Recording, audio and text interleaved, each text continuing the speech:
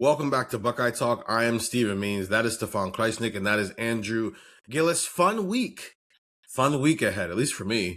I don't know. You guys may or may not enjoy this. When I say you guys, I mean my fellow co-hosts. I know you guys will enjoy this. It's Jeremiah Smith week here on Buckeye Talk. We are 2 weeks out from the start of the regular season, and we have been trying to do this for a while now. We just felt it was important at some point to kind of dive into the Jeremiah Smith era of Ohio State football and just kind of talk about him from every possible angle we should talk about him from, because this is it.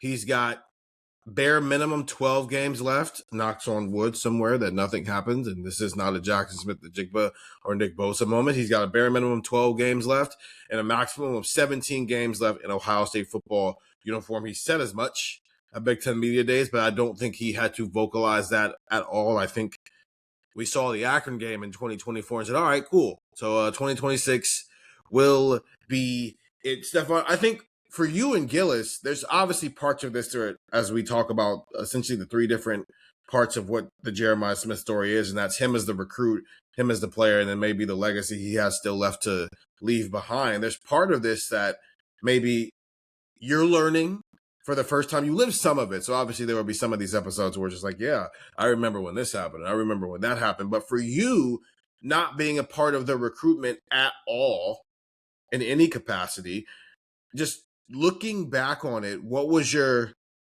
thought to someone maybe on the outside looking in on what was a seamless recruitment? I don't even know if that's maybe the right word to use there. Yeah, I don't know. I don't know if that is the right word to use there.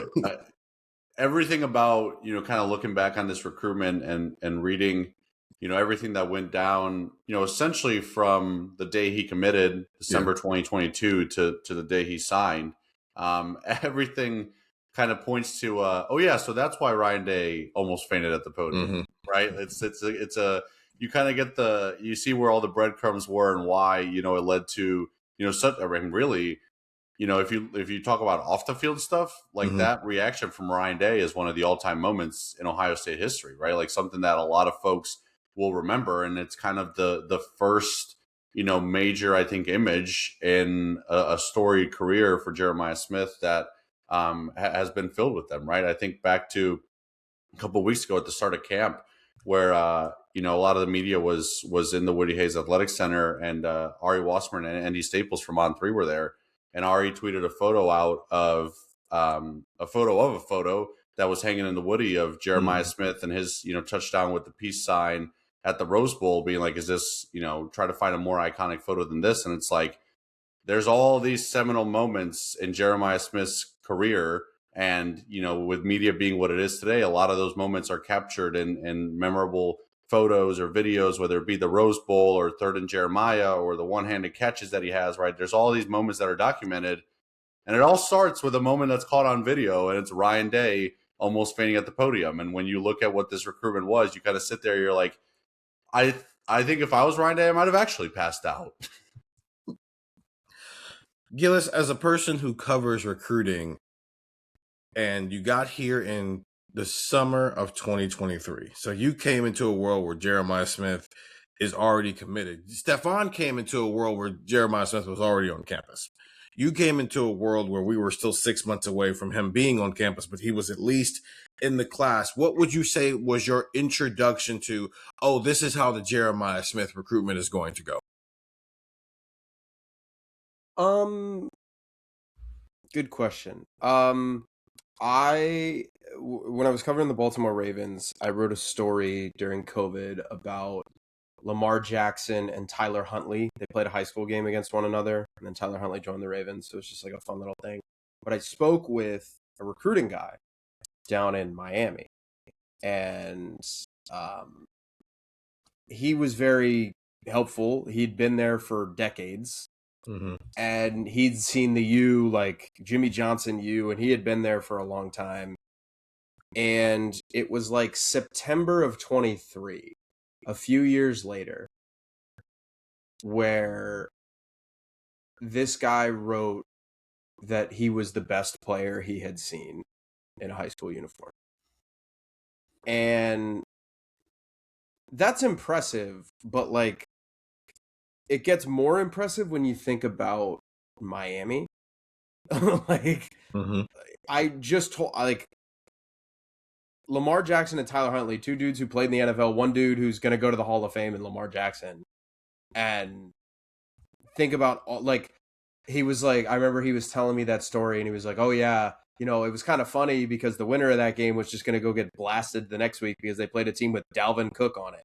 Mm-hmm. And he like you think about all the names that were down in Miami and this guy was like, he's the best one I've ever seen. And I think there was some hyperbole involved with this because like obviously this kid would never physically hold up. I don't care how good you are, you're not going to physically hold up as a 17-year-old in the NFL. But he had a report that like there were high school coaches who were telling him he doesn't need to go to college. Like he could play in the NFL like right now. Like today right now.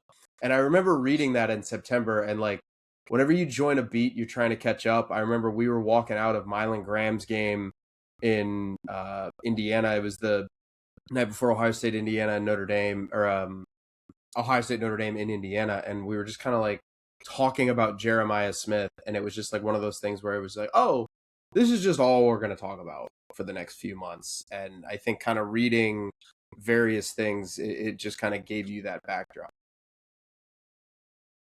I do agree with the sentiment that like there's probably not a single high schooler who could go straight to the NFL. It's just too demanding physically of a game.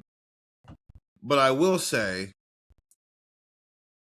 his makeup gives him a strong case for being able to do it simply because size, athleticism, just the whole package of what he is, and the position he plays. Like we're not asking him to go block Myles Garrett.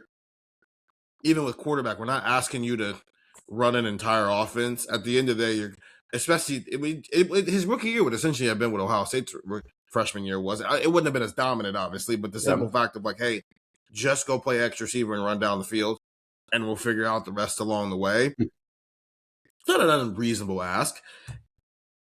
It would have been unreasonable for someone to be like, oh, he's going to come into the NFL and be like a 1,200-yard receiver year one. That's just like not. That's 18 years old. That's kind of disrespectful to the sport. This isn't basketball with LeBron James walking into the Cleveland Cavaliers and being a 20-point scorer on day one.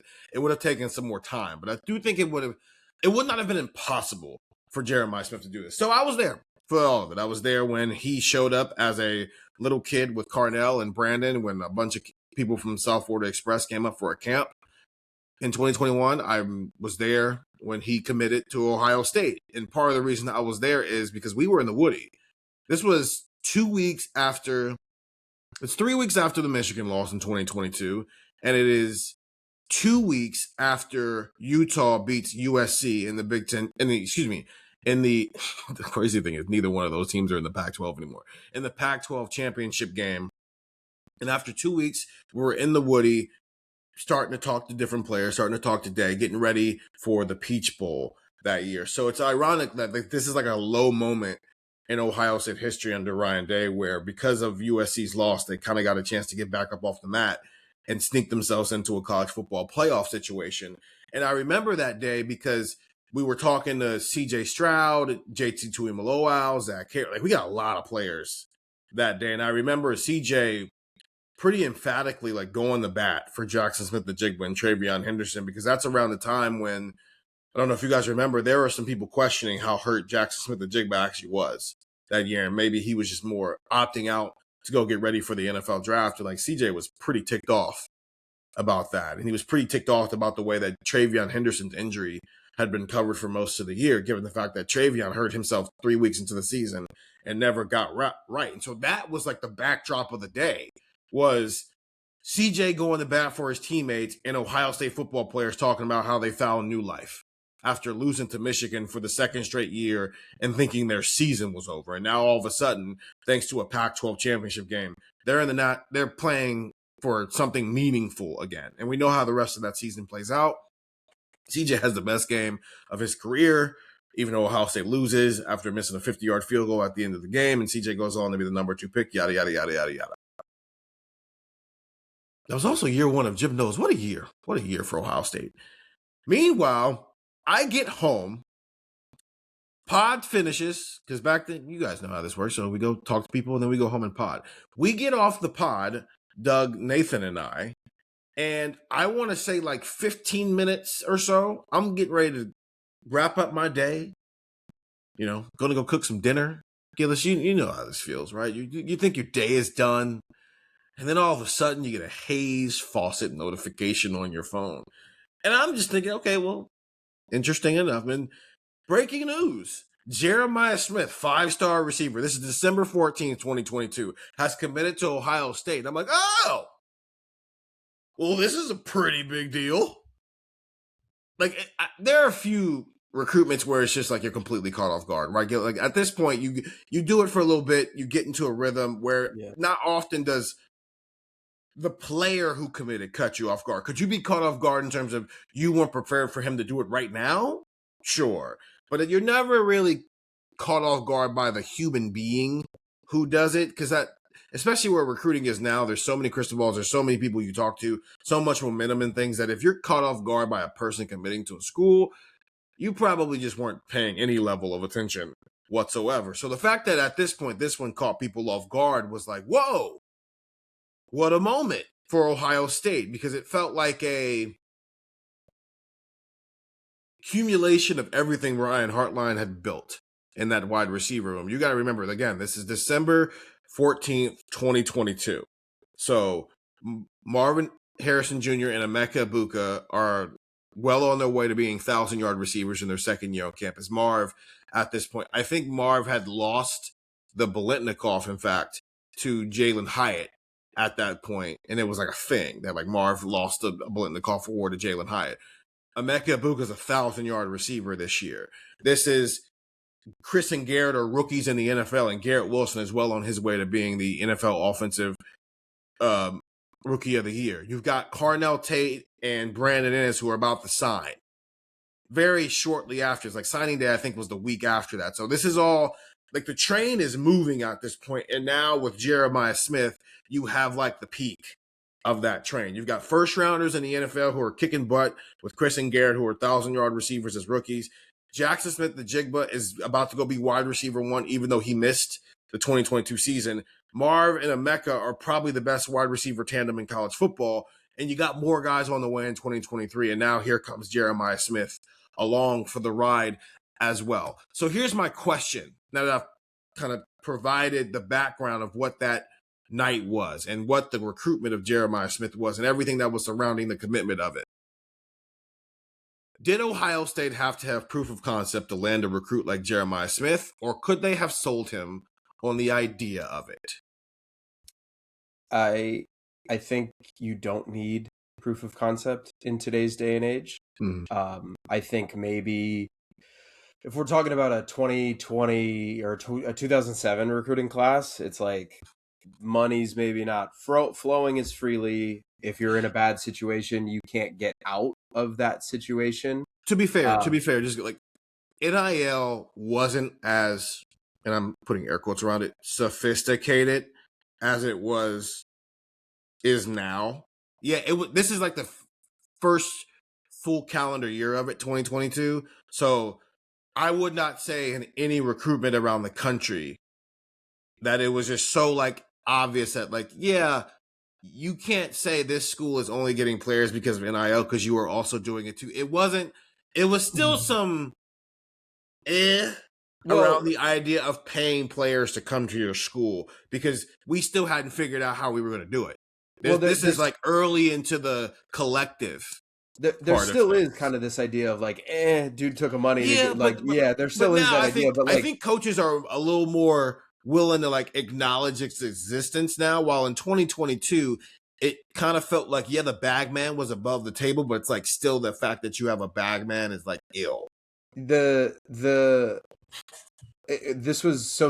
was a member of the class of 2024. Yes. And going into 2024, Ross Bjork said they have a $20 million roster, which was like it was like Mount Rushmore of rosters in college football. Like it might not have been the top, but that was the number that everybody kind of focused on. And it was 20 million. And that number is more than double now. and it's 3 years later, 2 years later. So, and the other thing which this would be a good story idea. I think we just were not. I mean, I don't think anybody was really privy on a intricate level to those negotiations. We could talk about some signing day perspectives later, and we will. There was a little bit of sophistication that was like just making sure the T's were crossed and the I's were dotted as the day went along. But I don't think you need to have that because, like I said, like in 2007, like you're committing there. Like if you're an offensive lineman, you're like, I want to go play for Clemson, but Clemson hasn't developed offensive linemen in forever. If you commit to Clemson, like, and their coach leaves, sorry. Like, you're at Clemson. You signed a 4-year, you're on scholarship for 4 years and you're not getting paid. And you have to be, I think, even maybe more sure of what you can do. I think today there is this element of you can, you can get out of Dodge if you need to. And, you can essentially, if you feel like you need to, you can throw money at the problem. So I don't think you need to have proof of concept because, I mean, Ohio State has had really great running backs in the last, 10 years. But in terms of like NFL draft stock and like probably in terms of like aura and just like who they were as college players, like they haven't had anyone like Zeke since then.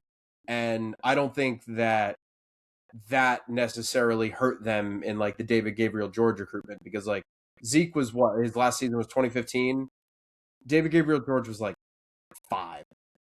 like you gotta like it's important to remember that some of these kids you gotta go back longer than you think. So yeah, I think you can land a blue chip. Oh my goodness, this guy's a generational tackle. This guy's a generational defensive end, corner, safety, receiver, quarterback, whatever. Even if you don't have that, because I think you can sell them on the idea with not just the idea. You can sell them on the idea with, here's the money, look how much we value you.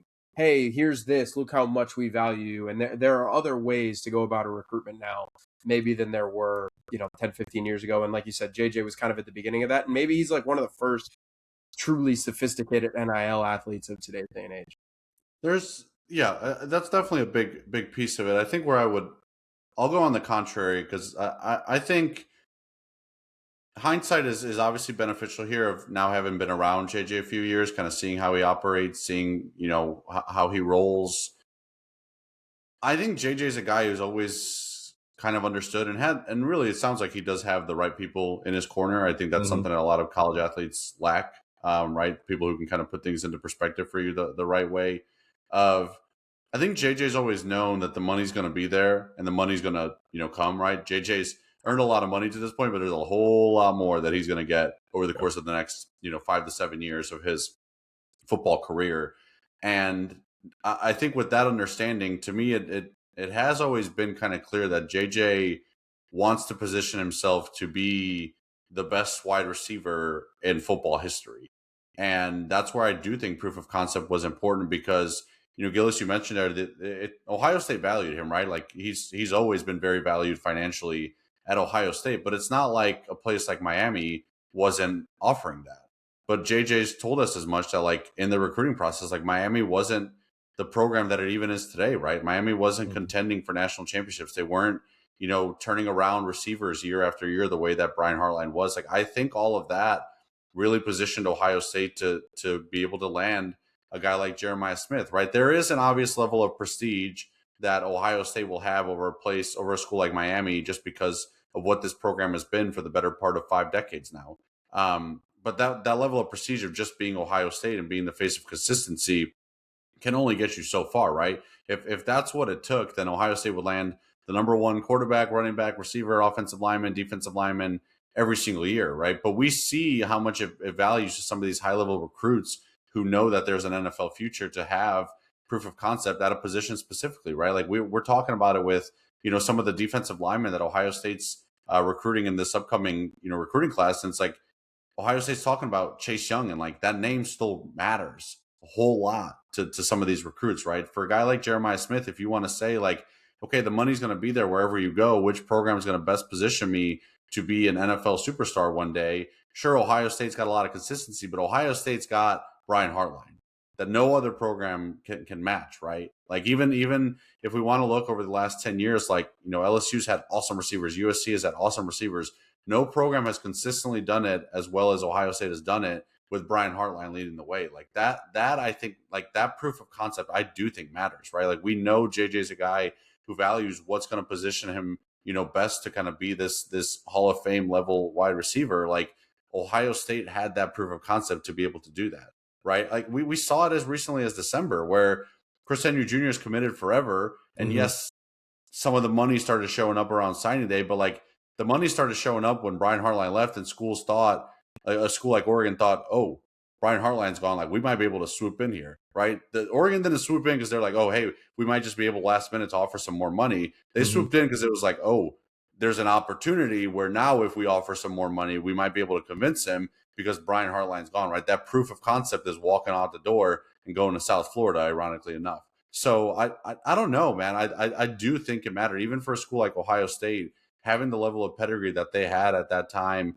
a wide receiver, right? And it's only grown since then, right? That was still, still relatively young in the Brian Hartline experience, because we didn't know what, a guy like Carnell was about to become, what JJ, was going to do when he showed up, right? And I think that mattered. The proof of concept, I think, was very important there, knowing how JJ operates. So, context machine here. That's going to be my role today. Because I was there. At this point, I'm trying to remember. I think, yeah, this is correct. I think at this point in 2022, December 2022, JJ was the 7th. I'm going to count them out. Julian Fleming, Jackson Smith-Njigba, Emeka Egbuka, Carnell Tate, Brandon Ennis, 6th. At this point, it's 2022. What they are right now, years of whatever. Everything about this podcast is going to be about what was happening in this 12-month moment between the day Jeremiah Smith committed to Ohio State on December 14th, 2022, to the day he signed with Ohio State, December 20th, 2023. So if it doesn't happen in that window, it's irrelevant to this conversation. Was that 5? He's the 5th 5-star recruit that Brian Hartline is responsible for landing. I'm not going to give him credit for Garrett Wilson. That's Ryan Day. That's all Ryan Day. Ryan Day went down there to Texas and promised a bunch of stuff to Garrett Wilson, and then 6 months later, Dwayne Haskins happens, and that's part of the reason why, even after the Zach Smith stuff, even after Urban Meyer retires, Garrett Wilson was never even thinking about not signing with Ohio State, because Ryan Day was still going to be there.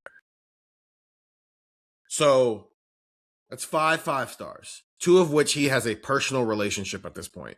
Brandon Ennis, who's like a big brother to him. He's known him since he was 9 years old, and Carnell Tate, who played on those South Florida Express teams with those 2 people. So that's a check mark for why you would be comfortable coming to Ohio State. Okay, how many times has Jeremiah Smith said in the last 4 years, I want to be developed into a first-round draft pick?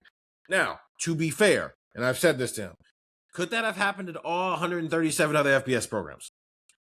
Probably, but that's not the point. It's what you said, Stefan. There's like maximizing the chances of it happening and minimizing the chances of any chance of you being a bust. He's Chase Young. And what had to happen for Chase Young to be an Ohio State football player? Okay, well, Joey Bosa had to happen. Okay, well, Nick Bosa had to happen. Well, Tyquan Lewis had to happen, and on down the line. I do think that Jeremiah Smith is a perfect storm of proof of concept, because again, what's all happening on the date that Jeremiah Smith is committing to Ohio State? Brian Hartline currently has 2 first-rounders in the NFL who are 1,000-yard receivers. He currently has the best wide receiver duo in college football. He currently has 2 5-stars in the 2023 recruiting class. Oh yeah, Dylan Raiola is still committed to Ohio State as the number 1 player and top quarterback in the country. That's a lot happening around Ohio State to maximize its chances of getting a guy who is very quickly establishing himself as not just a run-of-the-mill everyday 5-star wide receiver, but a potential generational recruit. I can't miss level recruit. I don't think all of those things had to be happening, but the fact that all of those things are happening at the same time is why JJ is committed to Ohio State 12 months before he has to be, when he could very easily have just let this thing play out, kept everybody in an even track running the race, and then made his decision on December 20th, 2023, if he wanted to. I think there's two ways this could have played out. Because the reason why I asked about proof of concept is there was no proof of concept when Garrett Wilson committed to Ohio State as a 5-star wide receiver in the spring of 2018. There was none. There was no reason that a guy of his recruiting pedigree would want to come play at Ohio State. Sure, you had the history, but so does LSU, so does USC, so does plenty of other schools who have history of really good wide receiver play. But you got to remember, at that point, this is the Urban Meyer offense. JT Barrett and Braxton Miller are the style of quarterbacks that Urban Meyer's playing. And who's the first rounder that Urban Meyer produced at wide receiver during his 7 years as a head coach? Right. So like you come here and you block. And it got to a point that Michael Thomas wasn't a first-round draft pick, and you look in hindsight, it's like, man, why wasn't he a first-round draft pick? Because there was no reason to think that unless you covered Ohio State based on the way Ohio State was using him at the time. So then when the Dwayne Haskins stuff happens and Paris Campbell and Terry McLaurin, and I mean, I don't know, Gillis, don't you think Terry McLaurin would have went higher than the mid-70s if he was playing in this offense today? Maybe just some of that would have been benefit of the doubt at this point. But we've gone from a world where Ohio State wide receivers being top 60 picks is a laughable concept to Carnell Tate, who at no point in his wide receiver career here was ever wide receiver 1. It was never a 1,000-yard receiver, is the number 4 pick in the NFL draft. That's even proof of concept in the NFL of like getting to a point now where, like you said, talk about Michael Thomas and Terry McLaurin. If they're playing in this era, like it might not even be what's happening on the field. It might just be like, hey, that's an Ohio State receiver. Like there's proof of concept. Go get him in the first round. Austin Miller is committed to Ohio State right now because there's proof of concept. Even though it's a brand new guy running the room. Jet Harrison is committed to Ohio State because there's proof of concept. Now, granted, he grew up down the hall from one of those proofs of concept, but still. Yeah, his brother's the proof of concept. His brother's the ultimate proof of concept. It's like, I don't know. His room was down the hall from mine, and I saw what he turned into at Ohio State.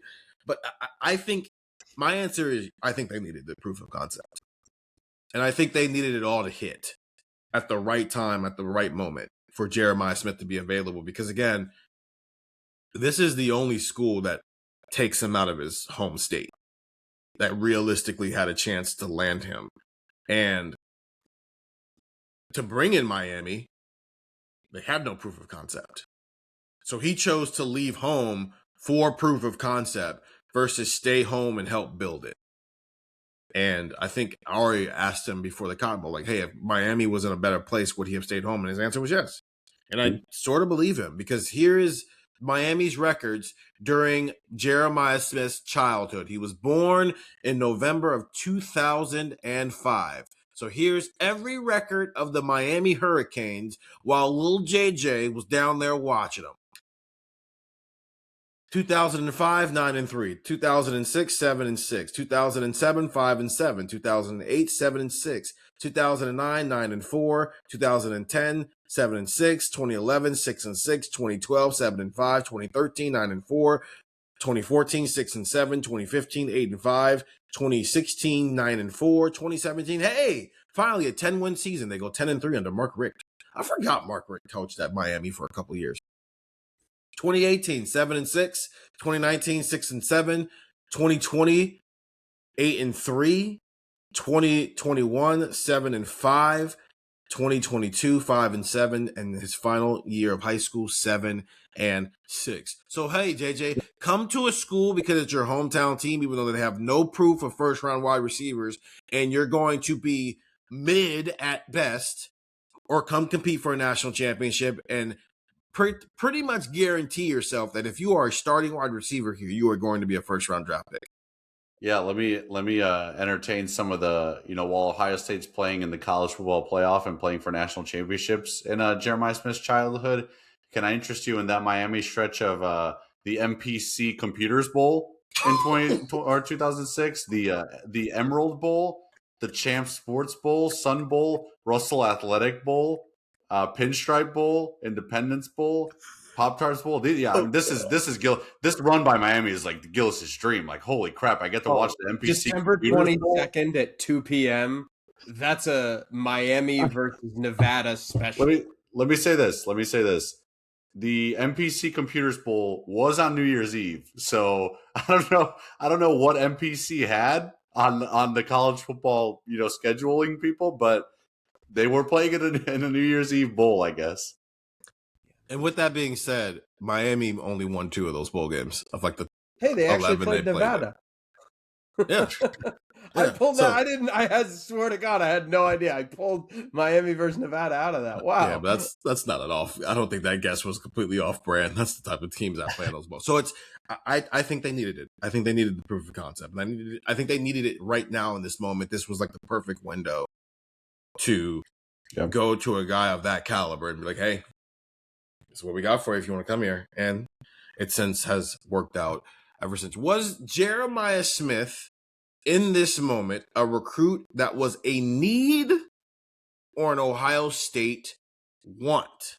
Let's start with that part of the question. Just like, did they need to land 2023? That's what 2022, 2023. We're in that mode. We can't go off of what's going to happen next. That's tomorrow's podcast. It's in this moment, 5-star wide receiver who is at the moment of his commitment, the number 2 player in the country. By the time he signs, he's the number 1 player in the country. Did Ohio State need this 5-star receiver? Or did they just want him? I think it was a need. I think it was a need. What is funny, I was looking back on some of the stories people wrote the day he committed, right? The Jeremiah Smith commits to Ohio State headline, right? And the first one I came across was ESPN. And I'm assuming they were using the ESPN recruiting rankings because they do technically have their own. And he was the number 11 player in the class and the number 2 receiver in the class. And I was sitting there being like, what? Like, what? Yeah. What? When did this happen? So I guess at the day of his commitment, maybe you don't think he's a need because he's not even the best receiver in his own darn class. But we get to use the timeline of from when he committed to when he signed. And by the time he signed, he was the number 1 player in the class. Not really any questions asked, and it still is the number 2 recruit in Ohio State history, right? At least in terms of how far back the recruiting rankings go. For the record, ESPN, when he graduated, still didn't have him as the number 1 wide receiver in the country. Who was it? Was it Ryan Coleman? No. It was a Coleman, but it wasn't Ryan Coleman. It was Cam Coleman? Yeah. Oh, he's at least he's good. At least he's not like a total. At least he's not a total bust. Sure. Yeah, beggars can't be choosers, I guess. I do think it was a need though, because this is like, think about from the day he committed to the day he signed. Like, we're talking about low moments in Ohio State football history, right? Yeah. And sure, there like Tattoo and like the 2011 season, like there are this isn't the worst moment in Ohio State history. Like but like, when you think about the Ryan Day era, and again, we know what happens in 2024 with the loss to Michigan, but to that point, like, you lose to them in 22, you lose to them in 23, and all the while you're trying to hold on to JJ, but like this recruiting class there was a lot going on, right? Like you mentioned Dylan Raiola, we know where he ended up, but like leading into the early signing period, they lose like 5 stars, right? They lose Justin Scott, Jordan Lyle, Jeremiah McClellan, I think was a 4-star, if top I'm not 100 mistaken. Recruit. Yeah.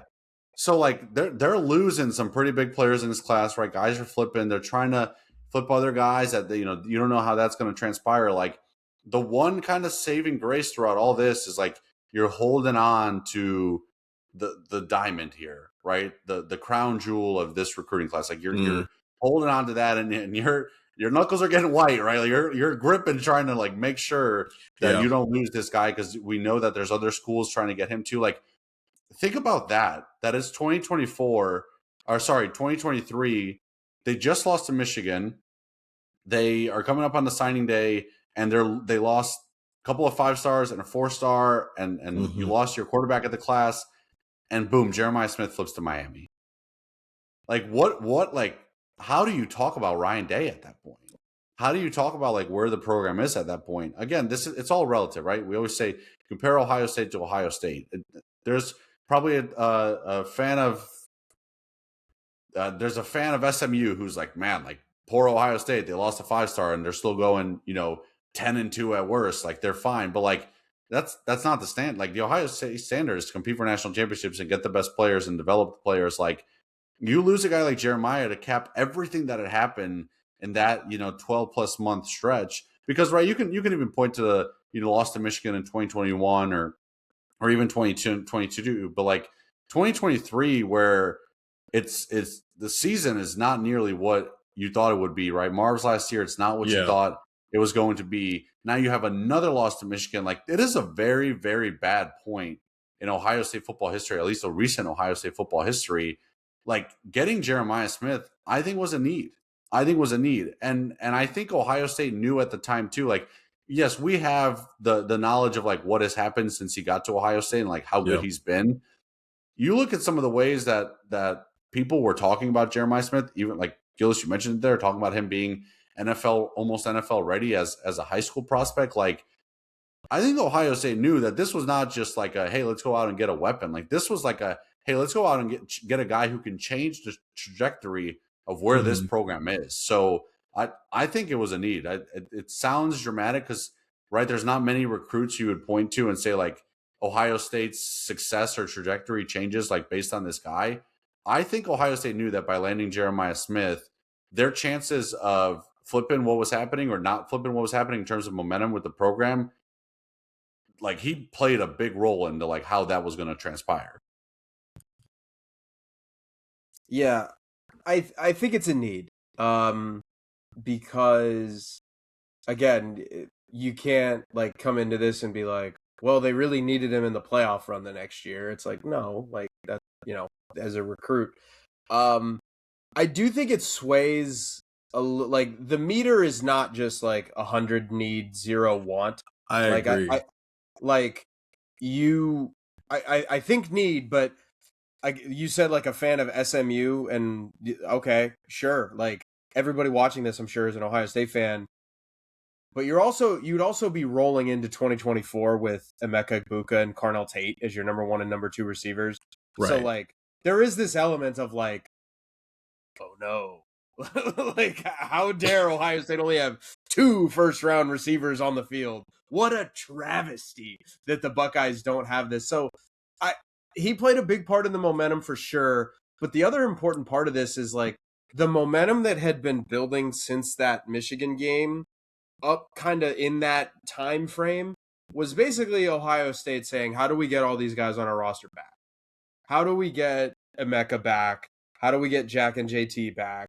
How do we get I forget if Tyleek was draft eligible. How do we get Denzel Burke back? How, like, they basically just said we're gonna really load up here on this class. So like those two things were independent of one another. Like maybe Emeka Egbuka is a little richer if Jeremiah Smith is not on campus in 2024.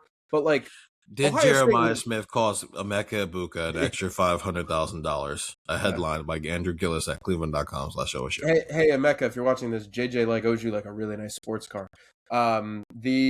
So they're still bringing back a lot of those guys. Like Jack Sawyer is not looking at it going like, JJ flipped to Miami, I'm going to the league. So if he did, and those negotiations were going on like through the month of December, like going into the game against Missouri, and like signing day was obviously a big part of that because you got to pay your freshman class. And there was another 5-star recruit, and his recruitment was a little wonky with Edric Houston too.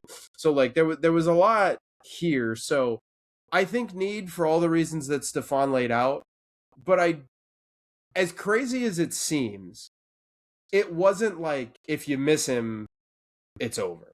Like, and that's kind of my 100-0 scale. It's not like, I don't think we went into this recruitment being like, if JJ flips to Miami, man, it's really over with Ryan. It's like, I don't know if that's true.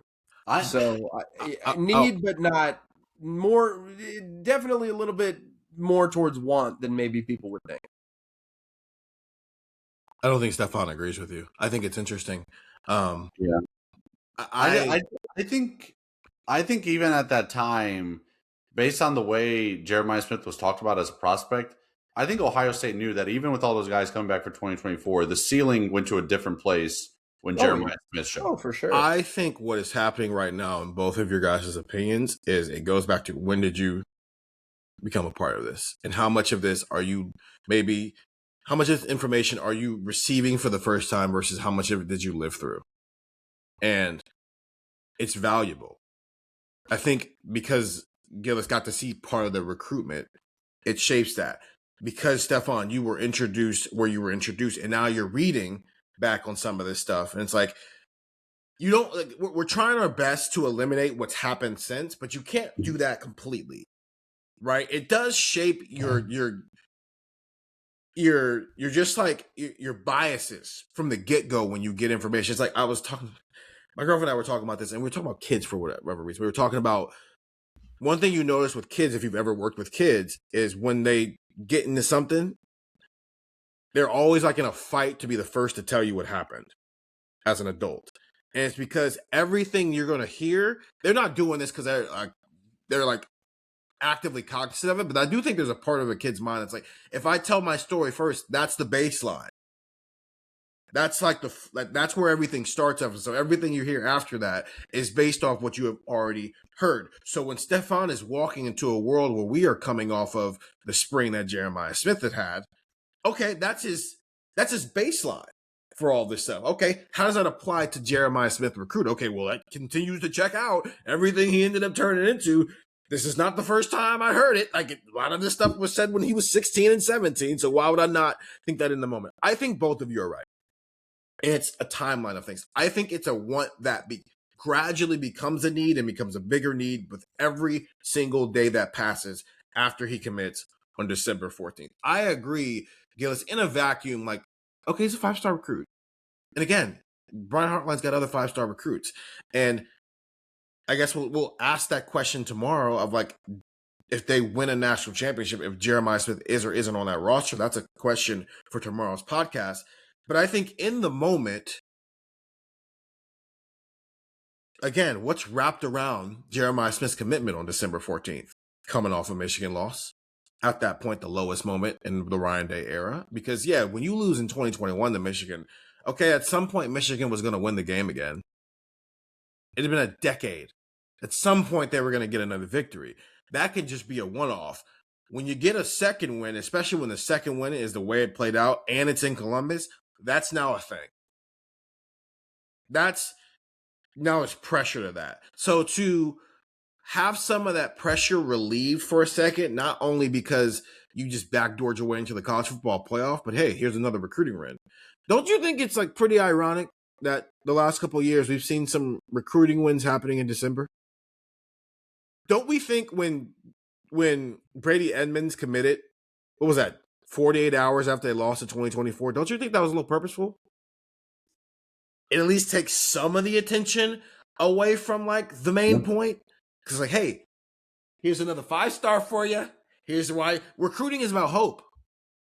And every time you get a 5-star, that's a little bit of hope. Now, can it become harder to believe in that hope when you're 4 losses deep? Of course. But you're not 4 losses deep in December of 2022. You're 2 losses deep in 2022. You can still remedy and fix that problem, even if CJ Stroud's about to walk out the door. So when they got him, I think that's a 1. Because this is like your 5th straight 5-star receiver. This is just what you do at this point. Breaking news, Ohio State got another highly rated receiver. Whatever. But then you think of the context. It's like, okay, that's a little bit of a need.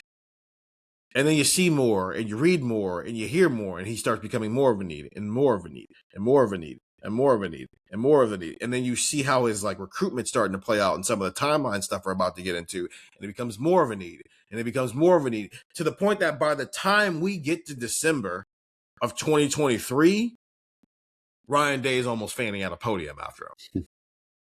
So I don't think when he committed, it started out as this, like, it's a absolute failure. But I think once you got him, you have to hold on to him. You have to. In fact,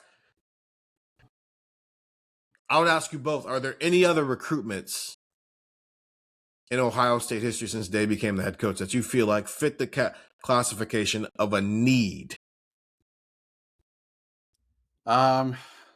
Since Day became head coach, Yeah. It's tough. Jack Sawyer was a need in kind of a different way than I think your average recruit, right? Because I don't know how much concern there maybe was about like a guy like Jack, flipping or going somewhere else, but like to be the guy who commits to Ryan Day and is still that caliber of a prospect and kind of plays the role of like The captain idea, for that, yeah. he's like captain for that recruiting class. Like I think Jack I think would probably be the closest to fit that description.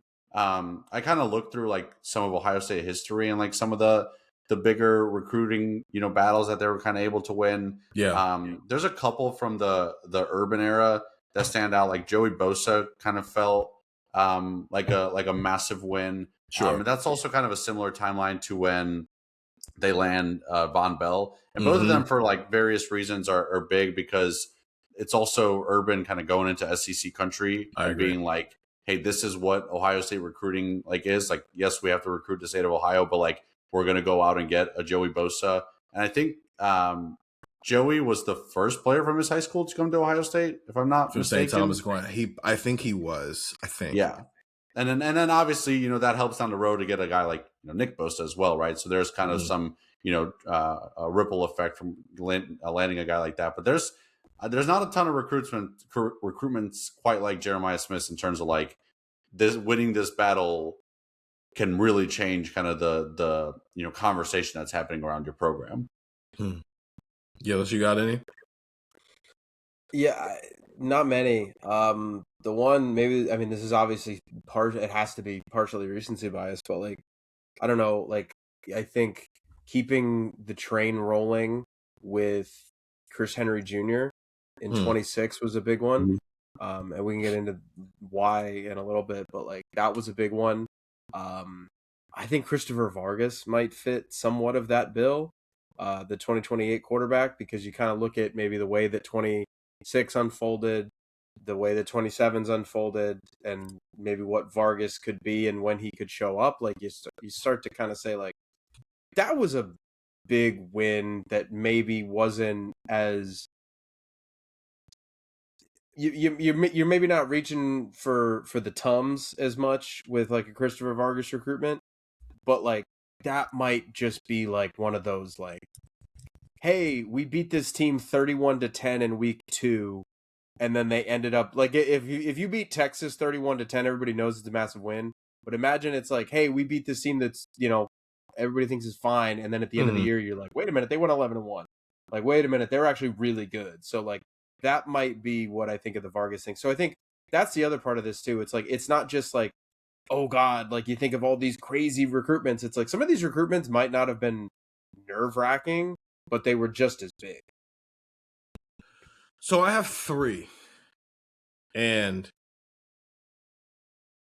the difference between these 3 and the Jeremiah Smith one is that these 3 became such a need because of Ohio State and the things they could control. And they put themselves in this position for it to be a need. The first is Travion Henderson in 2021. Travion committed in the midst of COVID when they were on like a run of commitments in 2020, the March of that year. And the reason why this is such a need, he's the 5-star running back in that class, the top running back in that class, is because of what had happened 12 months prior with missing out on Bijan Robertson, where they put all their eggs in that basket, and they didn't get him. And Bijan has since come out and confirmed any thoughts that maybe he was a silent commit to Ohio State in the years since. And that's fine. Silent commits are great. What's better is saying it out loud. And what's better is signing a piece of paper on signing day. And he did not do those things. And he went on to Texas, where he didn't do a bunch of winning, playing for a school in Orange that starts with a letter T, but he was awesome, and he ended up being a top 10 draft pick. I know what words I just used to describe Bijan Robinson, a player. Interesting. He had dreadlocks too. Interesting. We'll see what happens there. And because of that, Ohio State had backed itself into a corner where you got to land a dude now. You have to. You got to go get a dude. You haven't landed a dude since J.K. Dobbins, and J.K. Dobbins is not on your team anymore. He just walked out the door, so now you had to go get Trey Sermon and pair him with Master Teague for a year. So Travion Henderson became a need. And Did he end up being as good as his recruiting ranking? I think so, yeah. He's a top 60 recruit, top 60 pick as a running back. No, he's not a top 10 pick the way Bijan was or the way Saquon Barkley was, but he's a top 60 pick, which is pretty darn good for a running back. That's typically the ceiling, unless you're a once-in-a-lifetime type of dude like Jeremiah Love was. He's a 1,000-yard rusher as a true freshman, breaks a bunch of records, and he's a 4-year starter for you. So, need, whether you want to talk about it in hindsight or in that moment, what's going on with Ohio State running back recruiting. So that's a win. That's a win as a need that you put yourself in that position. My next one is David Sanders in 2025. And it's because it's your fault, Ohio State. You put yourself in a position where you absolutely have to land this 5-star talent who's not from this area of the country because of how you were recruiting the position. And so it became a need because of your inability to do the job. It shouldn't have been a need. It should be a want. But you made it a need because of how you approach things. And you didn't get him. And now David Sanders is, I think he's the starting left tackle for Tennessee this year. I think he actually started some games last year as well. And listen, if he wins it out one day or he's a sick, whatever his career turns out to, that's hindsight. In the moment, it was such a big deal of like, what was David Sanders going to decide? And then when David Sanders popped up in Indiana, it was a big deal because it's like, hey, what are the chances he's flipping versus this is just a negotiation tactic to make sure Tennessee does what it needs to do? Either way, you put yourself at the hands of a 17-year-old. Don't do that. Speaking of which, hey, David Gabriel George. I think he's a need. Because they told us he was a need. Now, we can have a million conversations on whether or not he should have been viewed as a need and whether Ohio State in their approach to this was a necessary approach to land him or not. That's a conversation Gillis and I have already had. Go check out our YouTube channel to find that.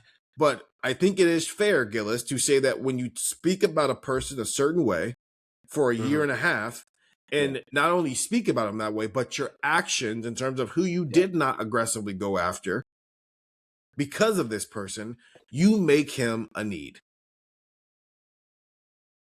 I think that's fair. Yeah. Because it goes the other way too. Like how many times have there been recruitments, Stephen, that you've heard of or that I've heard of, where it's like, oh, you must not like me that much. You're recruiting 17 other players. Yes. It's like, well, I don't know. It's like, oh, like I'm on the dating market. Oh, well, you're talking to 17 other people, so you must not really be into me that much. Well, it goes the other way too. It's like, well, I'm only talking to you. Okay, yes. You must be really interested in me. But then when it hurts a lot when like it doesn't work out. Like, so yeah, I need water. Actions and its words. I need water. Factually, I need water to survive. Because I am made up in a way where I need water. I don't need to drink Gatorade. But I want to drink some Gatorade. I don't need to drink a Modelo. But I'd like a Modelo every so often. Anyway, last thing on this part, and then we'll move on to signing day, and Gillis will have the floor. So Jeremiah Smith visited 16 schools as a recruit. Miami, Ohio State, Florida, Florida State, Georgia, and Alabama each got multiple visits. Miami got 10, Ohio State got 8, Florida got 8, Florida State got 6, Georgia got 3. Bama was the only school to get multiple visits where none of them were an official visit, and that was because this was still back when you only got 5 of those. He visited Bama twice. The other schools who got a visit were USC, South Carolina, Texas A&M, Georgia Tech, Oklahoma, SMU, Texas, Auburn, Louisville, and TCU. In fact, he was on Auburn's campus 3 days before he committed to Ohio State, and he was on Louisville's campus a month before he committed to Ohio State. In terms of all the visits he went on after he committed to Ohio State, he was on Florida's campus 6 times. Good for you, Billy Napier. I think that's good for you.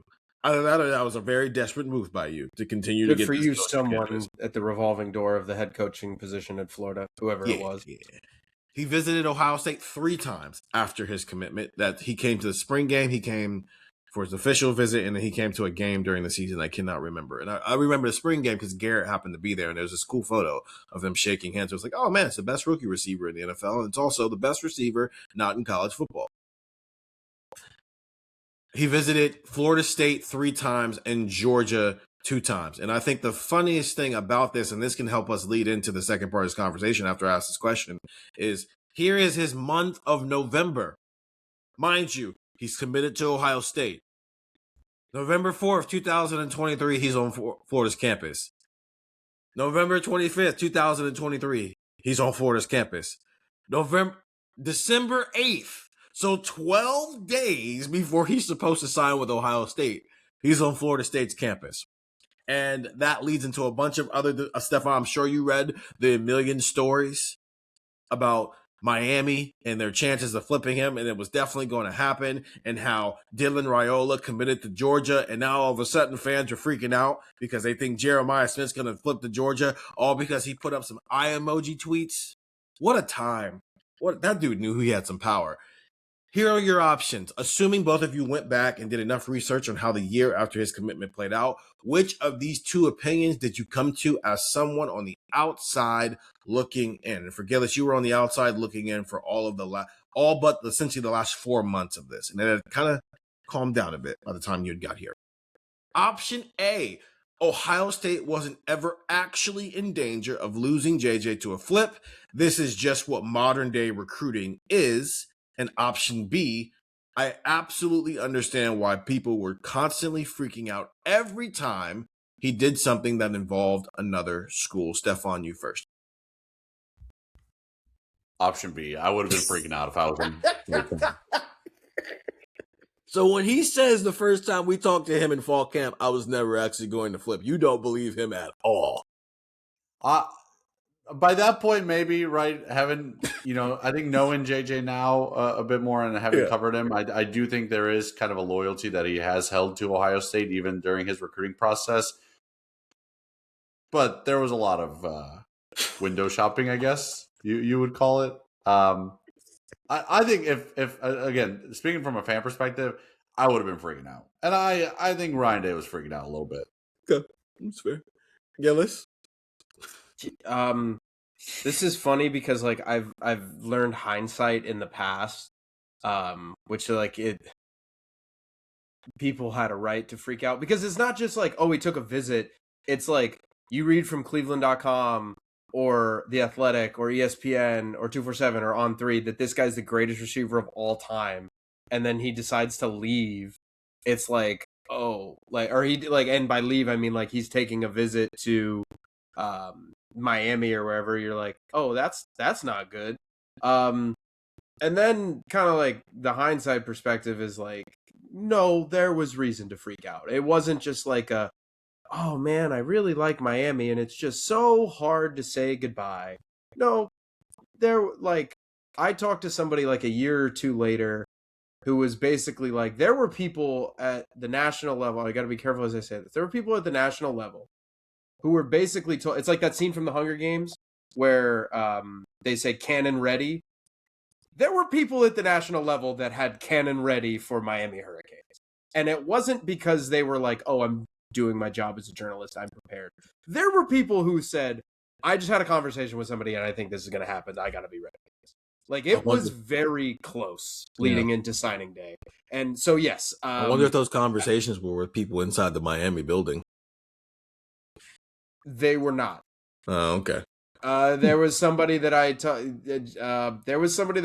to that basically knew from a national perspective that a source close to the situation knew that JJ was very close to flipping to Miami. I'll say that. I think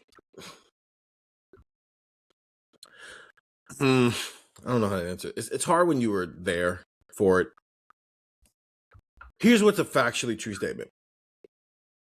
Jeremiah Smith was always coming to my Ohio State as long as Brian Hartline was at Ohio State.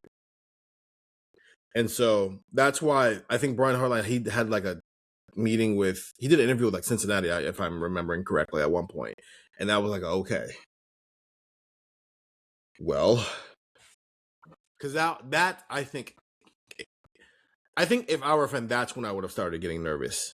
Because if we all around that time were writing stories where every time we wrote a story and it was, how can you say Jeremiah Smith will be here as long as Brian Hartline can be here in 350 words in a million different ways over the next 12 months? Because that's what's going to happen here. I do think there is an element to this is what recruiting is in this time period of, okay, you're committed. Well, haven't you shut things down? Well, anything can happen, man. You can't like cut off relationships with people. Because again, it goes back to what I was saying earlier. NIL is not as sophisticated as it is now. The concept of shutting down your recruitment doesn't exist in the same vacuum, the same way, when everything is the most craziest thing it can be. It's collectives who are paying people. It's random bagmen who are paying people. The transfer portal is like still this new. You got to remember, December 14th, 2022 is 18 months after it was even legal for kids to get paid off their name images like this. That happened in July of 2021. So we're not even 2 years into all of this shit when all this is happening. So there is an element that is true of, well, if all the reasons I chose Ohio State stop existing, I got to be able to pick the phone up and I got to be able to focus this. I remember the first time we talked to Caleb Downs, he was talking about his phone was going off the hook when he went into the portal. And that moves very, very quickly. And you can't talk to every single person. You're going to talk to people that you have any level of relationship with. Right? This is no different than you were not on the beat yet. No, this is 2022. Caleb Downs was at the Ohio State Michigan game in 2022. That's like a final check-in of, let me make sure this is what I want. I want Bama. He had been committed to Bama for 4 months at that point. And he's like, let me do a final check-in real quick. Don't we think being able to do that final check-in and keeping that relationship alive is why when things happened at the school and the reasons why he chose that school stopped existing, his first place he looked was at Ohio State? So I do think that's part of the equation here. I do believe Jeremiah Smith in saying that, well, I have to continue to build relationships here. I get that. He's too valuable of a recruit to not do that. I also believe he didn't talk to anybody in high school. He was not getting on the phone with people. So the only way you were going to interview Jeremiah Smith is if you were in his face. And he lives in South Florida. So most of the time, who was he talking to? People who live in South Florida and who cover schools in South Florida. The only prominent interview that I can remember that he did with anybody in the Ohio State bubble was Matt Parker back when he was still part of Letterman Row. He went out to the Elite 11 event and Jeremiah Smith was out there, so he got a chance to get a one-on-one with him.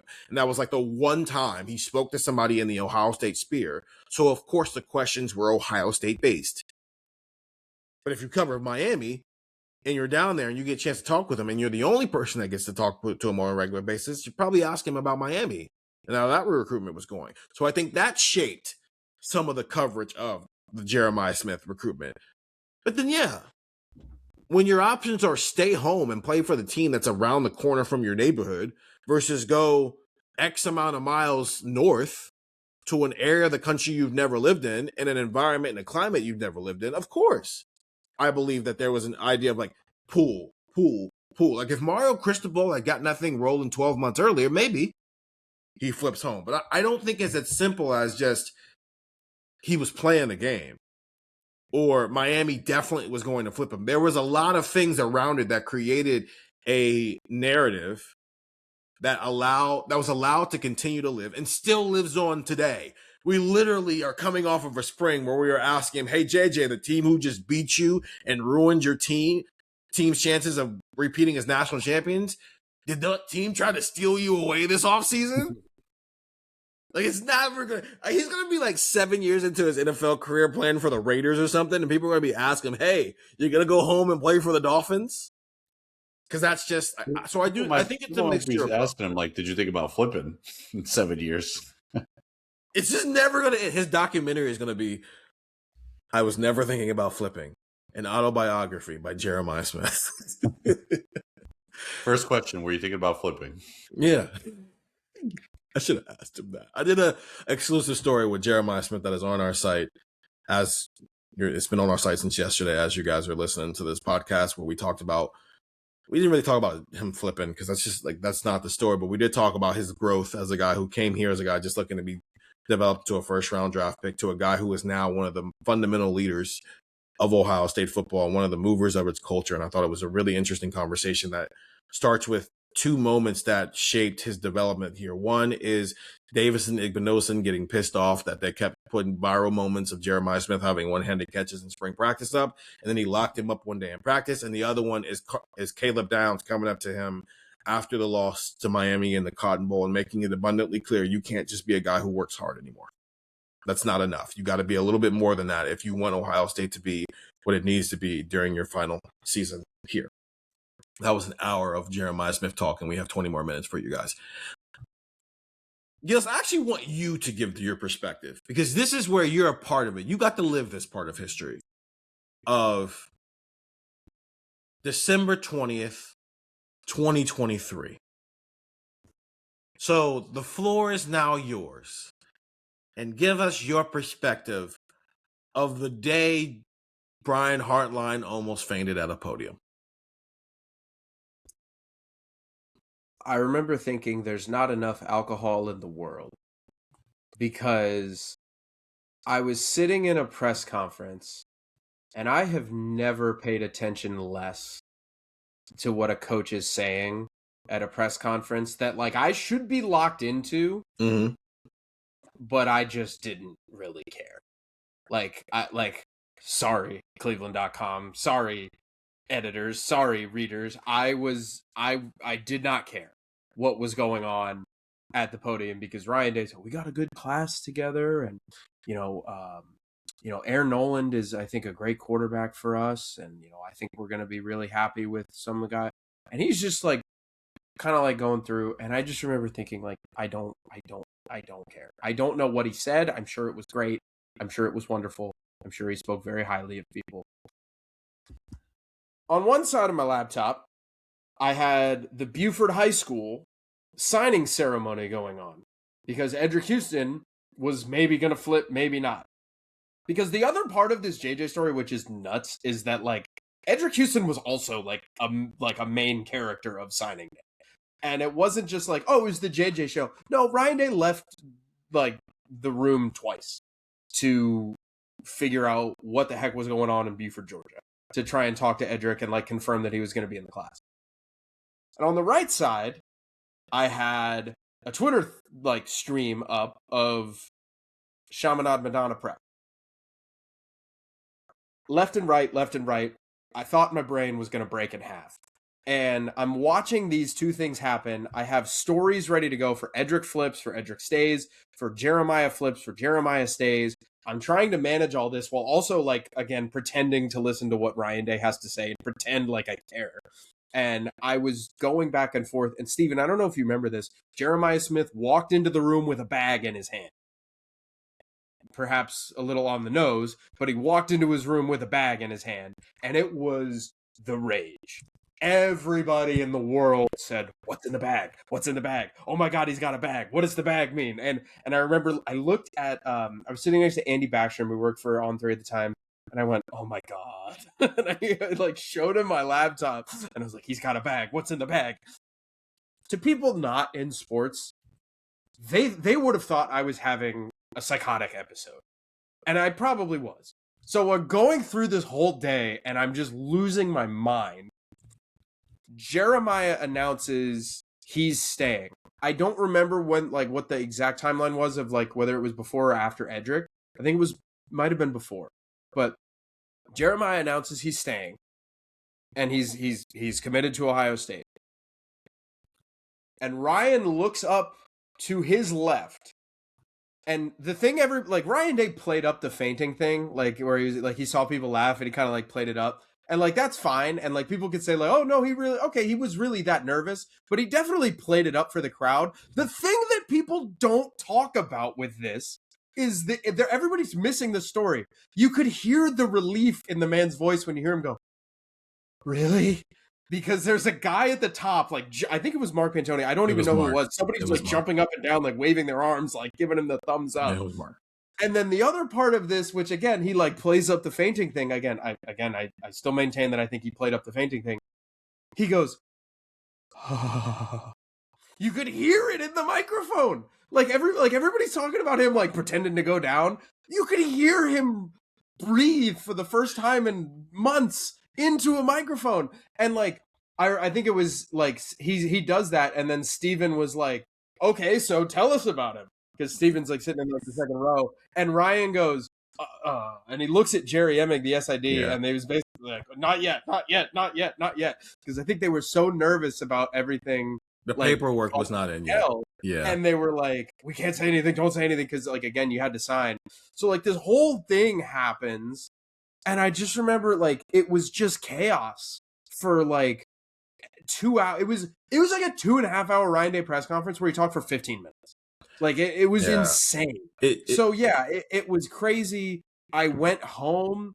I remember I ordered some kind of dinner because I don't have the mental capacity to make a grilled cheese right now. And I'm just like sitting there waiting, and our subtexters are freaking out going, why hasn't he signed yet? Why hasn't he signed yet? Why hasn't he signed yet? And I basically went, his NIL team or his like agency and all of his people are looking over the contract to make sure everything looks good before he really does sign away to Ohio State. Because again, Miami was throwing a lot of money, and they just needed to make sure he wasn't going to be playing for free at Ohio State. Yeah. So the time from like 9 a.m. to 6 or 7 when he signed was Looney Tunes. I think two things are at play here. One, I think if he had been in his office, he would have actually fainted. The thing is, he was playing up the fainting, but I think it was because he was trying to make it a comical moment when deep down inside he was serious. Oh, so now, that's why I'm saying the when he like breathed. Right. Yeah. He's like playing it up to make it seem like he's just going along with a bit, but I actually don't think the fainting was a bit, because that had been a day. That had been a day. In fact, like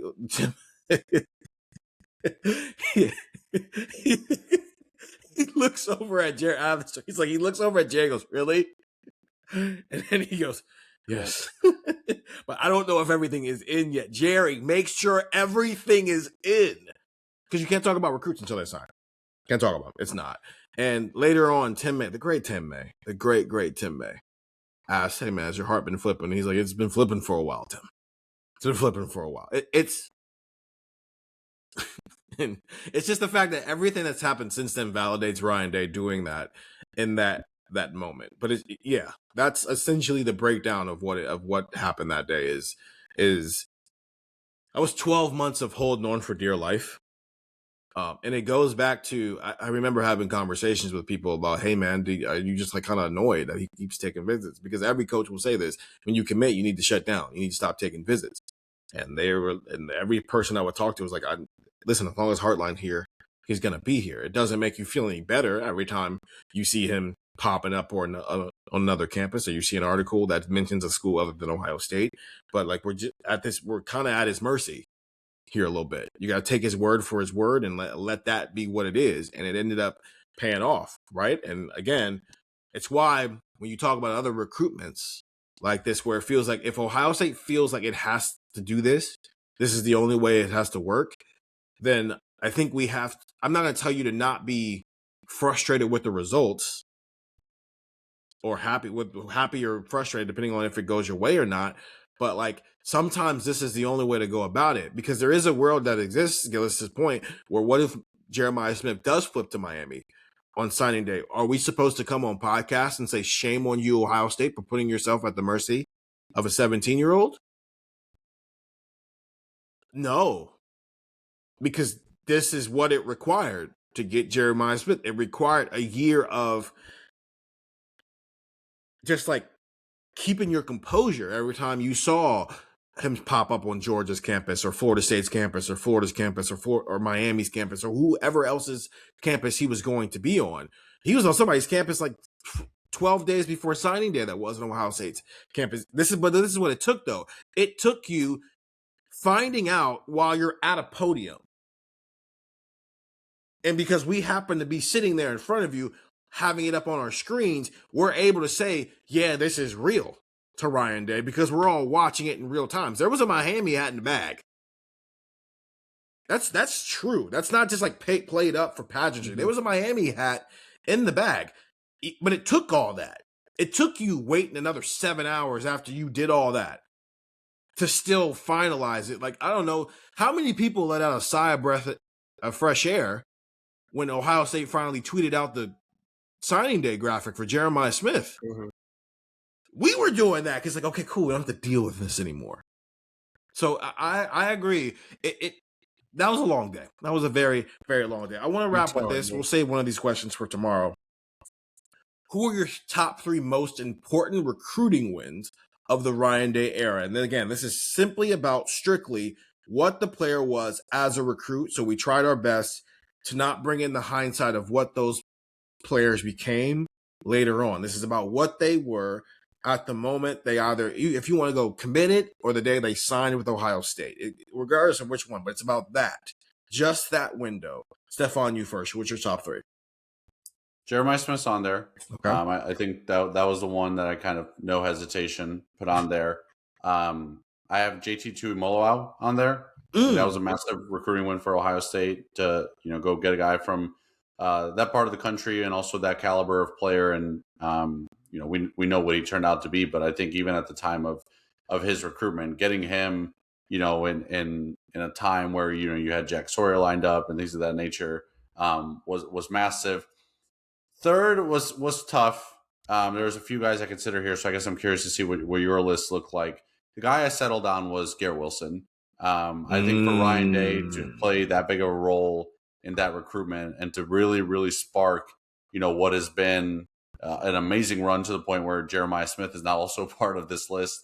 And maybe there's other guys that, Chris Henry Jr., Austin Miller, Jet Harrison, that maybe people think is worthy on being on a list like this.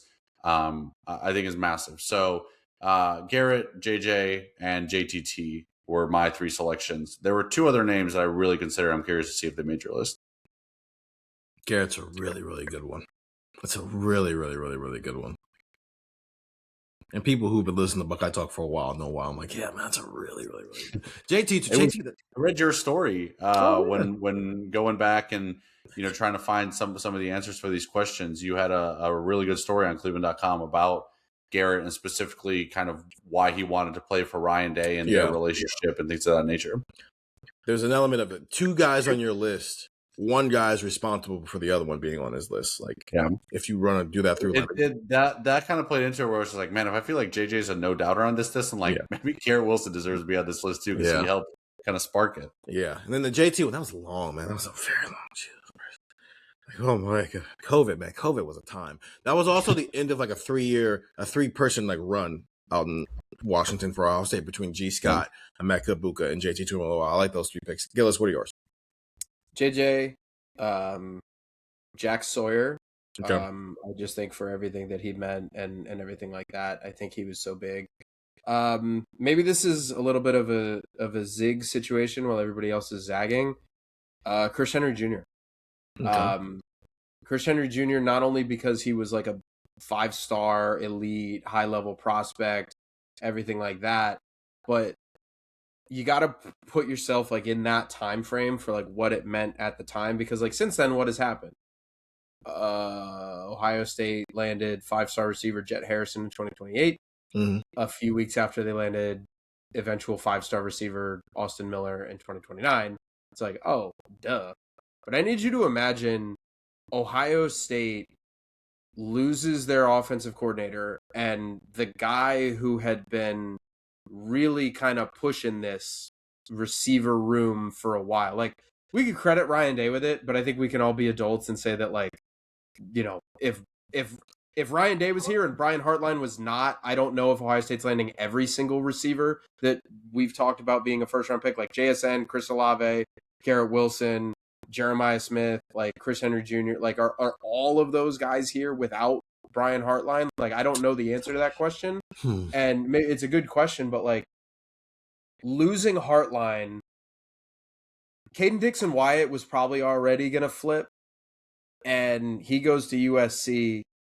But the look and the narrative of Hartline leaves and now all of a sudden you lose Caden Dixon-Wyatt, you lose Chris Henry Jr., there would have been this, I think, consternation of like, what is Ohio State going to look like at receiver after Brian Hartline's gone? Because we can't say that he's the best at something and then turn around and then poo-poo like his accomplishments. So like the development aspect that, is Ohio State going to land blue chip receivers? I think that would have been a big part of this. So, I just think landing Chris Henry Jr., the way that Ryan Day got involved, the way that Ryan Day was keeping him in the mix, the way that Ohio State kept him from going to Oregon, like this was a big win.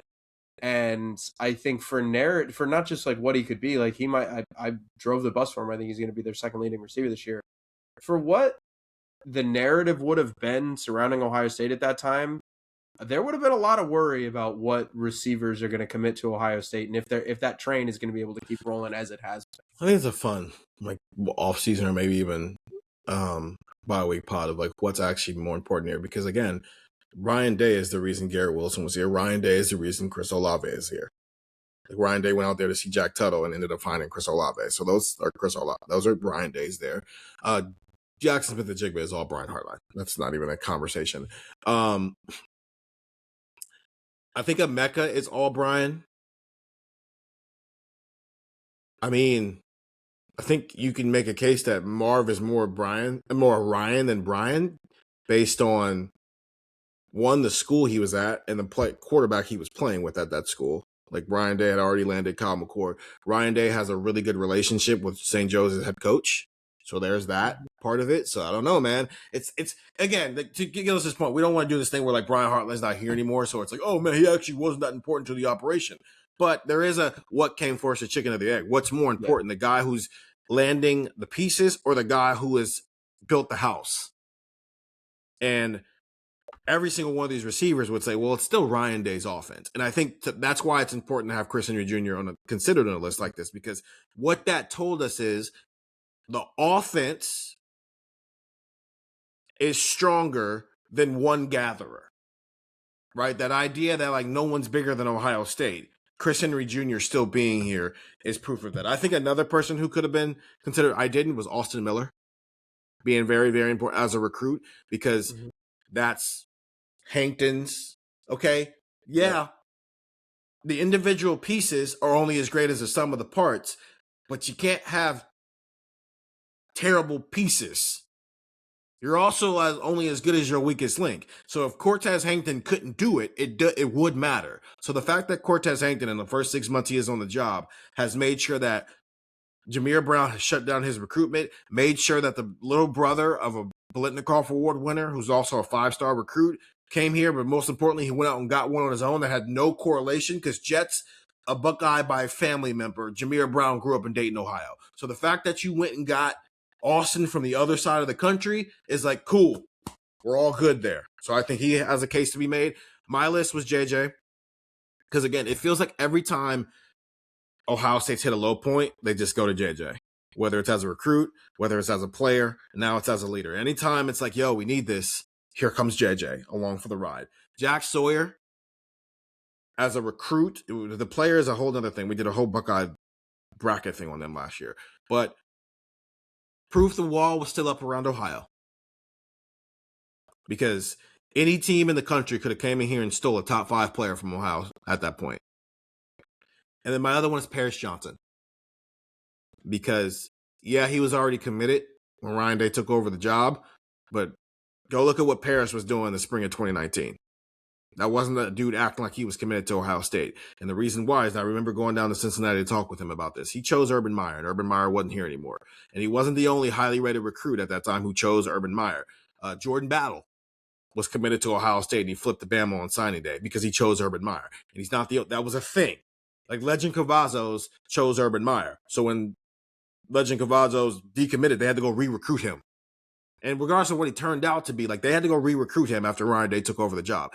They had to re-recruit Paris and his family. And it worked out because, I mean, we've been in the building. Like, Monica's in there all the time, right? Paris is, like, in there. Like, that mattered, though. Paris and Jack are two very foundational pieces to all of this and what they represented, in that you have to keep the best players in Ohio at Ohio State. They have to. That's a non-negotiable. So if Paris Johnson was playing for Georgia, that's a problem. If Jack Sawyer's at Penn State, that is a problem. If Jameer Brown is at Oregon, that is a problem. It's why, like, regardless of what they turn out to be, when, what's his name, who ended up at Oregon, the DB? Trey Oh, McNutt. Trey McNutt. We talk about it. Mm-hmm. Because that has to get addressed at all times. If whoever, like, if Mike Jones of the 2034 class is the number 7 player in the country, 281330. If that dude is the number 7 player in the country and he's growing up in Dublin, Ohio, he better be a Buckeye, or you better have some answers for it. So the fact that from day one, Ryan Day checked that off his list, it set the foundation for the rest of his program. And then JJ for a million reasons in one. 614-350-3315, 2-week free trial, $3.99 after that is day one. We somehow got 90 minutes out of 12 months of time in Jeremiah Smith's life. That just, I guess, what will the next 2 podcasts, because that's what we're doing. Today through Thursday is Jeremiah Smith week at cleveland.com on Buckeye Talk, talking about the different stages of the Jeremiah Smith journey at Ohio State. Today, we talked about him as a recruit. Tomorrow, we'll talk about him as the football player, which will essentially be the first 2 years and all those things. And I think that will be fun because now all 3 of us will have lived it, and not just one of us fully researching it, one of us half researching it, and the other one just providing their perspective. And I think it'll be a fun time. We'll also get our texters a little bit more involved because we're going to be doing some Mount Rushmore stuff, because Ohio State has had 14 first-round draft picks at wide receiver, with another on the way and 2 other players who I believe have a case to make a wide receiver Mount Rushmore. Gillis, I feel like we've been doing a lot of these with a wide receiver room. I don't think we'll be doing this anymore after this for at least a while, so I think that'll be a fun thing to do. So get involved with that. 614-350-3315, 2-week free trial, $3.99 after that. We'll get back to some interviews and stuff later this week when we talk with players as the Buckeyes prepare for the 2026 season. We just felt this was important to do 2 weeks out from the season, especially with Ohio State moving senior day up to week 1. Like, to be honest with you, I think I might just spend most of the day focused on the fact that, man, we need to just enjoy this moment, because this is like his last week 1 at Ohio State, and I'll worry about if the team is good or not 7 days after that when they go down to Texas. Steven's gonna cry. I might cry. Well, no, nah, I won't cry. No, listen, Garrett's still number 1 in my heart, because that was first. 614-350-3315, 2-week free trial, $3.99 after that. For Stefan and Andrew, I'm Steven.